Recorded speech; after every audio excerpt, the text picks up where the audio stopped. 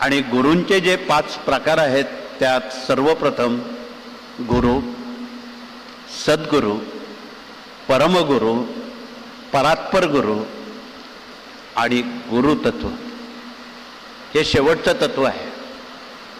आणि ते तत्व भगवान दत्तात्रेय म्हणजेच स्वामी महाराजांनी या जीवसृष्टीचं ते स्वीकारलेलं आहे. न कळत आपण खूप मोठ्या शक्तीजवळ सेवेनं आपण पोचलेला आहे. जन्मजन्मांतरीचे शाप, ताप, दैन्य, दुःख, उपद्रव, पूर्वजन्म, प्रारब्ध, सुकृत, क्रियामान, ऋण, वैर, हत्या, शाप, तळतळा या सर्व गोष्टींचा विनाश करून शतजन्माचं आपण पुण्य घेऊन स्वामींच्या चरणाजवळ आपण आलेलो आहोत. ही परमभाग्याची बाब. आपण प्रतिवर्षी स्वामींच्या चरणावर ही सेवा रुजू करण्याची आपणाला एक नामी संधी स्वामींनी दिलेली आहे. म्हणून मनुष्य खरं तर जन्माला येताना उपजत ज्ञानी नसतो. त्याला खूप ज्ञान संकलित करावं लागतं आणि ज्ञानवाढीसाठी 5 गुरु लागतात. त्यातले पहिले गुरु जन्मदाते आई वडील आहे. लालन पालन संगोपनापर्यंत आई वडील आपली जिम्मेदारी घेतात.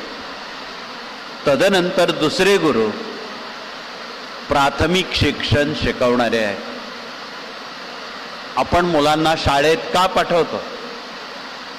आपलं आणि गुरुजनांचं कर्तव्य याचं महत्त्व. प्राथमिक गुरु विद्यार्थ्यांवर संस्कार अंतःकरणावर पोचवत असतात. तिसरे गुरु उच्च शिक्षण शिकवणारे आहेत. चौथे गुरु पायावर उभं करणारे आहेत.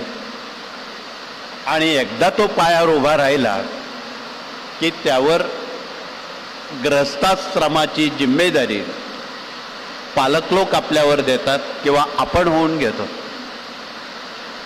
आणि ते गृहस्थाश्रमाचं ओझं वाहता वाहता आपण वृद्धापकाळ जवळ आलेला असतो. वृद्धापकाळानंतर आपलं पुढील नियोजन श्रावण बाळाप्रमाणे, पुंडलिकाप्रमाणे पुढील पिढ्यांनी करावं म्हणून आपण मनशांतीच्या शोधात असतो. आणि हरवलेली मनशांती ही बाजारात विकत मिळत नाही. देव काही बाजारातला भाजीपाला नाही आणि मनशांती तर बाजारात मिळत नाही.